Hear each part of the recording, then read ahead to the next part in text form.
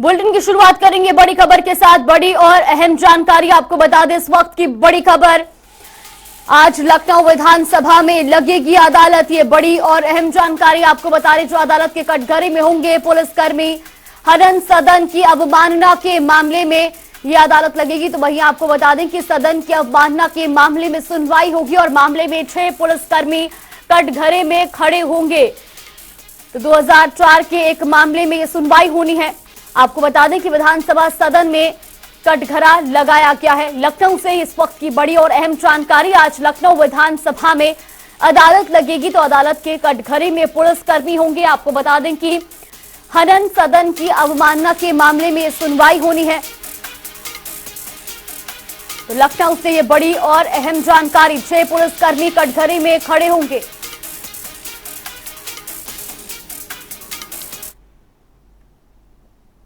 इसी खबर पर ज्यादा जानकारी के लिए हमारे सहयोगी टीएन मिश्रा हमारे साथ जुड़ गए। टीएन, सबसे पहले आपसे जानना चाहेंगे, आज विधानसभा सदन में कटघरा लगाया जाएगा, क्या कुछ पूरी अपडेट मिल रही है?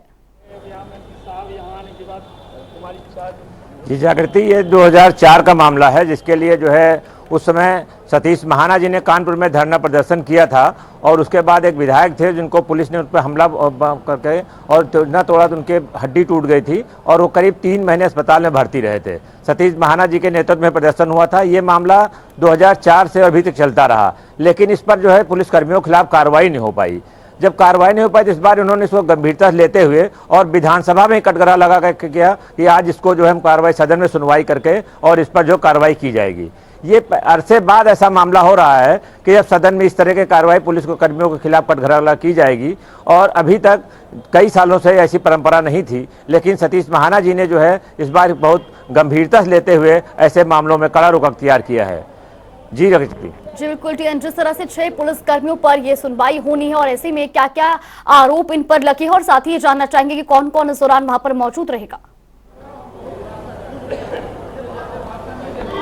जब कटघरा लगे तो विधानसभा अध्यक्ष और पूरा सदन रहेगा उसमें, और सदन में ही कटघरा लगाया गया है जहां इनको बुलाया गया है, और सभी 6 पुलिसकर्मियों को नोटिस दी गई और वो आ गए हैं, लखनऊ पहुंच गए हैं और उन लोगों को यहां तलब करके सारा आरोप बता दिया गया है। अब इसके बाद अभी इसमें सर्वदलीय बैठक आयोजित की गई है, जो सतीश महाना से खुद हेडशिप कर रहे हैं, और 10:30 बजे से बैठक चल रही है। अब इसके बाद जैसे बैठक 11 बजे खत्म होगी, उसके बाद सदन में अवमानना कार्रवाई शुरू की जाएगी। साथ ही सर्वदलीय बैठक में नेताओं से भी किया जाएगा बजट पास करने में, जो अभी तक बजट 2 दिन में पक्ष और विपक्ष के बीच 3 दिन से चर्चा चल रही थी, अखिलेश यादव और सीएम योगी आदित्यनाथ के बीच जो है तल्खी चल रही थी, तो उसको खत्म करने के साथ साथ अब ये विधानसभा अध्यक्ष ने कहा है कि बजट जो है सर्वदलीय पास करने में सभी का सहयोग मांगे, और उसके बाद जो है ताकि आराम से बजट पास हो और आगे का काम विधायी कार्य किया जा सके। जी जागृति। जी बिल्कुल टीएन, बहुत बहुत धन्यवाद आपका हमारे साथ जुड़ने के लिए और तमाम जानकारी हम तक पहुंचाने के लिए। तो ये बड़ी खबर आपको बता रही थी, जहां 2004 के अवमानना मामले में आज सुनवाई होनी है। विधानसभा में कटघरा लगाया गया, जहां 6 पुलिसकर्मियों पर ये सुनवाई होगी। तो आज लखनऊ विधानसभा में अदालत लगेगी, जहां पर हनन सदन की अवमानना के मामले में सुनवाई होनी है। वहीं आपको बता दें कि 2004 का ये मामला है, जिसको लेकर के 6 पुलिसकर्मी कटघरे में खड़े होंगे और उन पर सुनवाई की जाएगी। तो 2004 के मामले में ये सुनवाई होनी है।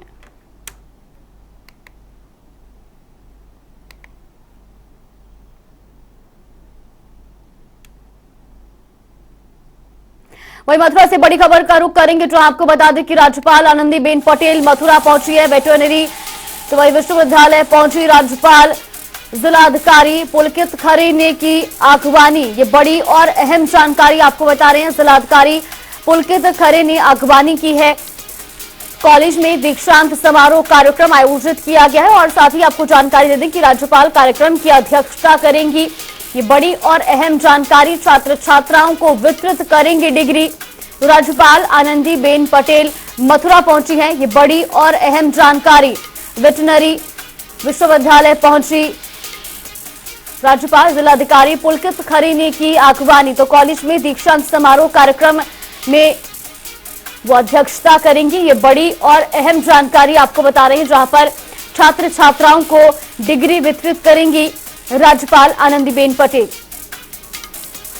तो मथुरा से ये बड़ी और अहम जानकारी वेटरनरी विश्वविद्यालय पहुंची राज्यपाल आनंदीबेन पटेल। दीक्षांत समारोह कार्यक्रम में वो शिरकत करेंगे और साथ ही साथ कार्यक्रम की अध्यक्षता भी करेंगे। इसके बाद छात्र छात्राओं को वो डिग्री भी वितरित करेंगे।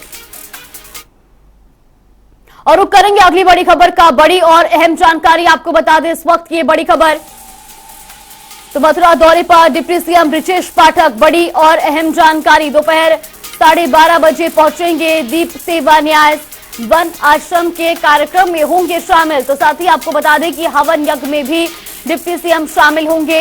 ये बड़ी और अहम जानकारी आपको मथुरा से बता रहे, जहां डिप्टी सीएम बृजेश पाठक मथुरा दौरे पर हैं।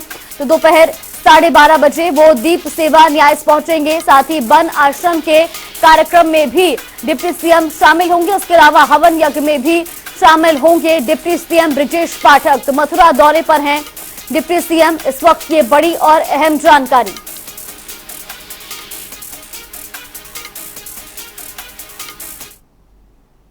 और रुक करेंगे अगली बड़ी खबर का। निकाय चुनाव से जुड़ी बड़ी और अहम जानकारी। मेयर अध्यक्ष की सीटों पर होगा चुनाव। सीटों पर नए सिरे से होगा आरक्षण। तो आरक्षण ट्रिपल टेस्ट के आधार पर चुनाव होगा। साथ ही आपको बता दें कि कैबिनेट में प्रस्ताव को पास करने की भी तैयारी की जा रही है। ये बड़ी और अहम जानकारी आपको बता रहे हैं, जहां कैबिनेट में प्रस्ताव भी रखा जाएगा। तो निकाय चुनाव से जुड़ी ये बड़ी और अहम जानकारी आपको बता दें, जहां मेयर अध्यक्ष की सीटों पर चुनाव होगा। तो वहीं आपको बता दें कि सीटों पर नए सिरे से चुनाव कराया जाएगा और ऐसे में आरक्षण ट्रिपल टेस्ट के आधार पर चुनाव होगा। तो कैबिनेट में प्रस्ताव भी रखा जाएगा। निकाय चुनाव से जुड़ी ये बड़ी अब खबर। तो मेयर अध्यक्ष की सीटों पर चुनाव होगा। सीटों पर नए सिरे से चुनाव किया जाएगा और ऐसे में आरक्षण ट्रिपल टेस्ट के आधार पर चुनाव होगा। साथ ही आपको बता दें कि कैबिनेट में प्रस्ताव रखा जाएगा। तो निकाय चुनाव से जुड़ी ये बड़ी और अहम जानकारी।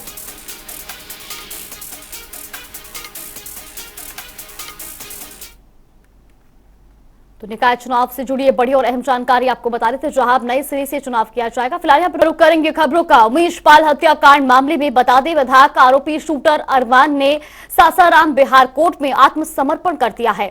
अरमान के कोर्ट में समर्पण करने से पुलिस को झटका लगा है।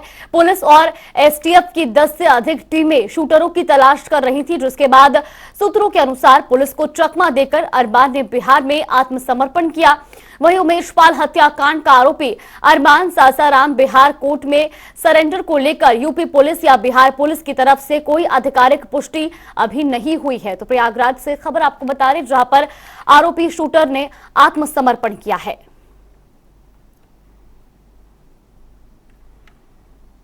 इस खबर पर ज्यादा जानकारी के लिए हमारे सहयोगी सैयद मोहम्मद आमिर हमारे साथ जुड़ गए। सबसे पहले आपसे जानना चाहेंगे, जिस तरह से अब जो शूटर आरोपी है उसने भी आत्मसमर्पण कर लिया है, क्या कुछ पूरी अपडेट मिल रही है?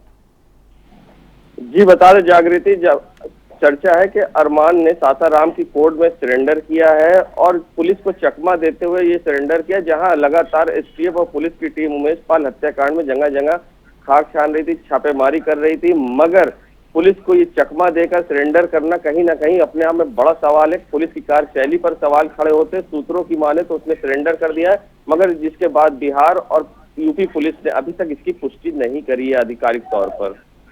जी बिल्कुल सैयद, ये भी जानना चाहेंगे, एक तरफ लगातार पुलिस जो है वो आरोपियों की धरपकड़ में लगी हुई और दूसरी तरफ इस तरह से चकमा देकर आत्मसमर्पण करना, हालांकि अभी तक इसकी आधिकारिक पुष्टि नहीं की गई, लेकिन उसके बावजूद पुलिस प्रशासन का क्या कुछ कहना है?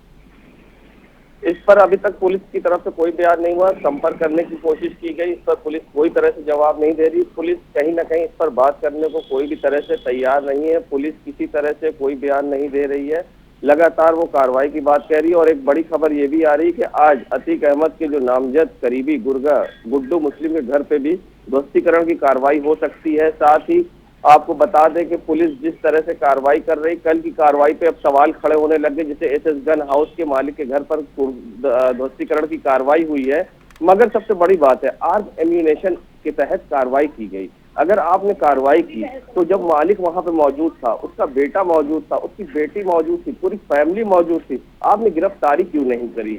आपने सिर्फ ध्वस्तीकरण की कार्रवाई की। कहीं ना कहीं यह कार्रवाई पर अब सवाल खड़े होने लगे हैं। चर्चा का विषय है कहीं ना कहीं ऐसा लग रहा है कि सरकारी अमला सरकार को खुश करने के लिए ये भी चर्चा का विषय बना हुआ है कि कार्रवाई तो नहीं कर रहा है। जी बिल्कुल सैयद, जिस तरह से बीते दिन भी देखा गया बुलडोजर कार्रवाई की गई, एक तरफ जहां अरमान आरोपी ने भी जो है आत्मसमर्पण कर लिया है, कितने आरोपी अभी जो है पुलिस की गिरफ्त से बाहर चल रहे हैं? जी बता दे, करीब करीब जितने नामजद आरोपी हैं, जिसमें से एक अरबाज का जो शूट आउट में मुठभेड़ में ढेर हुआ है, उसके बाद सभी आरोपी अभी मुठभेड़ के वाले अपराधी के अलावा सब गिरफ्त से बाहर है। वहीं कल अतीक अहमद की भाई की पत्नी जैनब फातिमा को भी पुलिस ने बलपूर्वक हिरासत में लिया, ऐसा हम नहीं, उनके वकील का आरोप है और उससे पुलिस पूछताछ करे, जिसके लिए मुख्य न्यायिक मजिस्ट्रेट के वहां अशरफ की तरफ से एक अर्जी उनके अधिवक्ता ने दी कि उनकी पत्नी को कहाँ रखा गया है, इसके बारे में बताया जाएगा। जी बिल्कुल सैयद, आप बनी रहिए हमारे साथ, यहाँ पे रुक करेंगे अगली बड़ी खबर का। बड़ी और अहम जानकारी प्रयागराज से आपको बता दीजिए, उमेश पाल हत्याकांड से जुड़ी ये बड़ी अपडेट आपको बता रहे हैं। आज भी पीडीए का बुलडोजर गरजेगा। गुड्डू मुस्लिम के घर पर आज बुलडोजर चल सकता है। सीसीटीवी में बम बरसा रहा गुड्डू मुस्लिम नजर आया था। तो ये बड़ी और अहम जानकारी आपको बता रहे हैं, जहां उमेश पाल हत्याकांड से जुड़ी ये बड़ी और अहम अपडेट आपको बता दें तो आज भी गरजेगा बुलडोजर।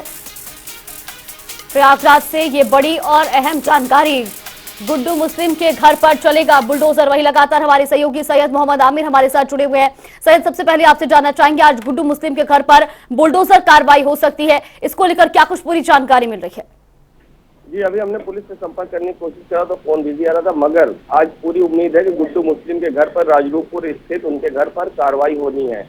आज ध्वस्तीकरण की कार्रवाई होगी, क्योंकि ये वही गुड्डू मुस्लिम है जो कि सीसीटीवी में साफ देखा गया था, बड़े आराम से शांतिपूर्वक बम फेंक रहा था, लोगों को रोकने की कोशिश कर रहा था और पूरी ट्रैफिक को इसने बम के माध्यम से रोक दिया था और एक अलग सा अफरा तफरी का माहौल बना दिया था उमेश पाल हत्याकांड के समय।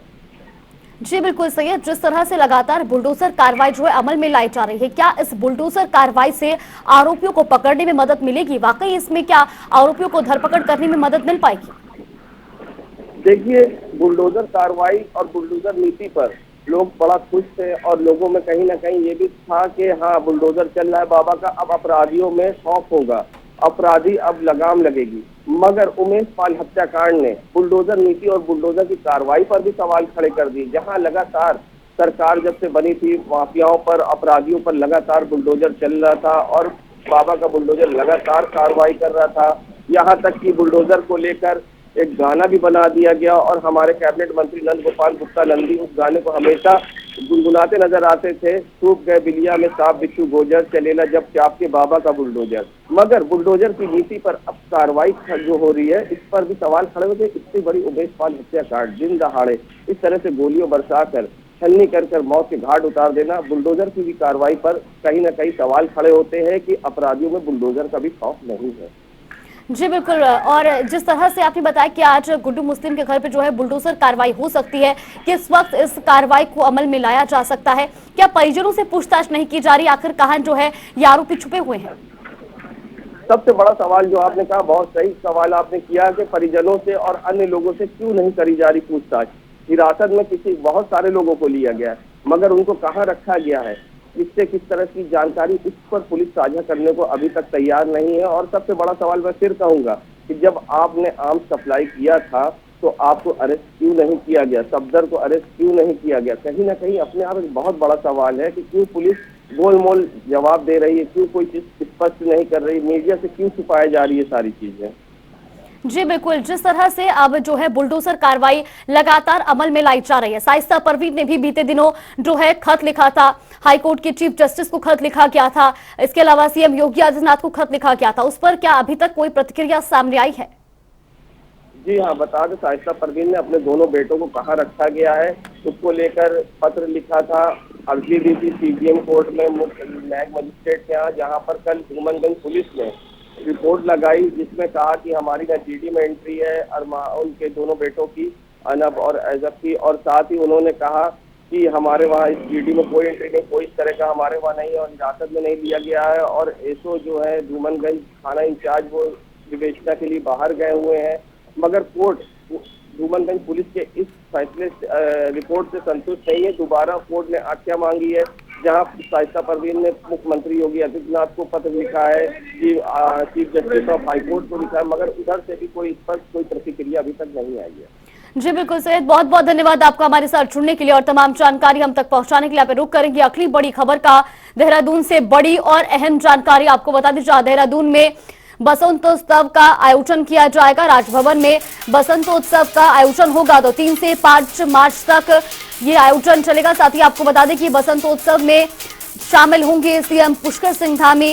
कई तरह के फूलों की प्रदर्शनी इसमें लगाई जाएगी। साथ ही आपको ये भी जानकारी दे दें कि विभिन्न प्रतियोगिताओं का भी आयोजन होगा।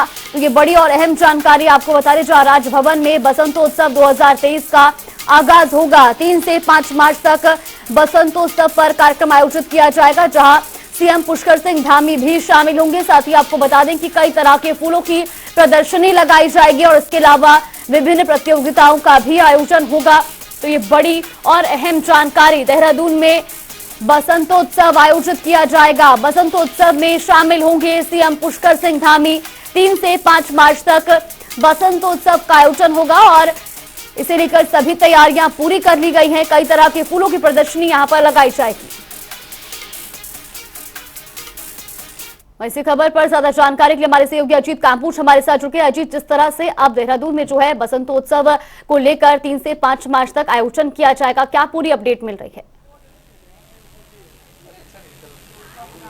बिल्कुल जागृति, अगर उत्तराखंड प्रदेश की बात की जाए तो राजभवन में अब से कुछ ही देर बाद ठीक 11 बजे बसंतोत्सव 2023 का आयोजन होने जा रहा है, जिसकी शुरुआत मुख्यमंत्री पुष्कर सिंह धामी और खुद राज्यपाल गुरमीत सिंह करने जा रहे हैं। और दोपहर बाद ये पूरा बसंतोत्सव जो कार्यक्रम है ये आप जनता के लिए खोल दिया जाएगा, जिसमें कई तरह के फूलों की प्रदर्शनी लगाई जाएगी। तो कई तरह के सांस्कृतिक कार्यक्रम भी यहाँ पर आयोजित होने हैं।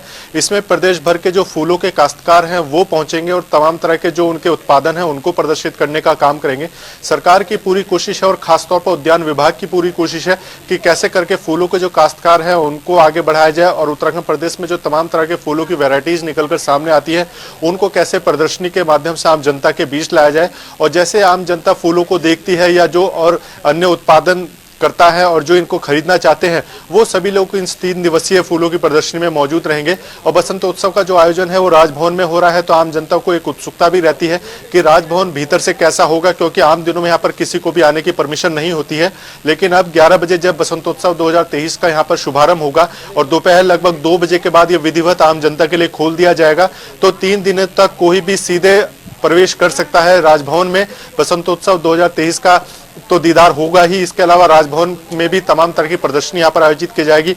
उसमें कई तरह के फूलों की प्रदर्शनियां हैं, कई तरह के इसमें आयोजन होने हैं। तो इस तरह की तमाम चीजें हैं जो 3 दिनों तक राजभवन में आयोजित होंगी। सरकार ने पूरा आयोजन किया है जिसमें फूलों के काश्तकार तो मौजूद रहेंगे ही, इसके अलावा अन्य जो उत्तराखंड के स्थानीय उत्पाद है उनकी भी प्रदर्शनी यहाँ पर लगाई जाएंगी और जो भी लोग यहाँ पर पहुंचते हैं वो फूलों को खरीद भी सकते हैं, उसके बारे में जानकारी जुटा सकते हैं। विशेषज्ञ कई तरह के यहाँ पर मौजूद रहेंगे जो आम जनता को फूलों की खेती करने से लेकर फूलों को उगाने के लिए किस तरह से आप घर पर भी फूलों को उगा सकते हैं, तो तमाम तरह की व्यवस्थाएं हैं जो विशेषज्ञों के माध्यम से यहाँ पर दी जाएंगी।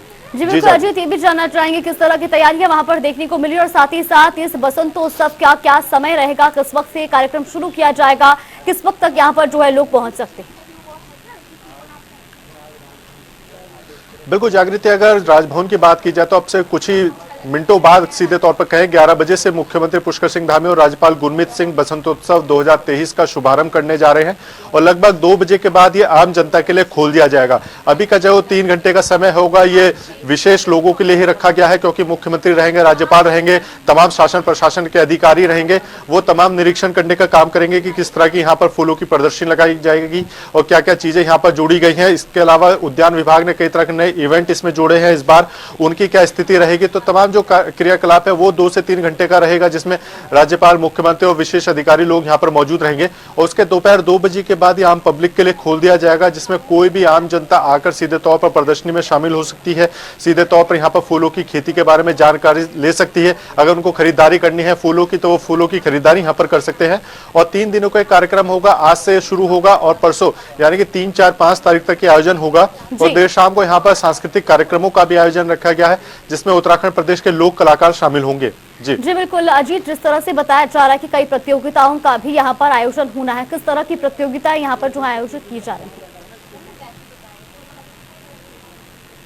बिल्कुल, अगर प्रतियोगिताओं की बात की जाए तो पिछले जो पिछले सालों में जो यहाँ पर बसंतोत्सव का आयोजन होता था उसमें हमने देखा है कि कैसे यहाँ पर कट फ्लावर्स होती थी और कट फ्लावर्स को लेकर एक आयोजन होता था। इसके अलावा अन्य तरह के जो बोनसाई के फ्लावर होते हैं उनको कैसे उगाना होता है, तमाम तरह की जो एग्जीबिशंस होती हैं उसके माध्यम से यहाँ पर प्रदर्शनी आयोजित होती है। साथ में जो छोटे स्कूली बच्चे उनके ड्राइंग पेंटिंग्स यहाँ पर होती हैं, फूलों के माध्यम से क्या क्या चीजें बना सकते हैं उसके यहाँ पर एग्जीबिशंस के माध्यम से या फिर कंपटीशन के माध्यम से उनकी प्रदर्शनी लगाई जाती है। और तमाम तरह के जो फूलों के काश्तकार हैं प्रदेश भर के, वो अपने अपने उत्पादन को यहाँ प्रदर्शन के माध्यम से सामने रखते हैं, जिनका निरीक्षण खुद राज्यपाल गुरमीत सिंह करते हैं अपनी टीम के साथ। और उसी के आधार पर यहाँ पर प्रतियोगिताएं होती हैं, जिसका फिर जो अंतिम दिन होगा यानी कि 5 तारीख को खुद राज्यपाल गुरमीत सिंह जब समापन होगा कार्यक्रम में, उसमें इनको सीधे तौर पर सम्मानित करने का काम करेंगे। कैटेगरीज में बनाई जाती हैं, अलग अलग फर्स्ट सेकंड थर्ड कैटेगरी होती है। इसके अलावा विशेष सम्मान यहाँ पर दिए जाते हैं। तो तमाम तरह की जो प्रतियोगिताएं हैं वो सीधे तौर पर फूलों से ही जुड़ी होती है और उसी के माध्यम से यहाँ पर कई तरह के कंपटीशन और फिर सम्मान यहाँ पर दिया जाता है। जी बिल्कुल अजीत, बहुत बहुत धन्यवाद आपका हमारे साथ जुड़ने के लिए और तमाम जानकारी हम तक पहुंचाने के लिए। तो आज से लेके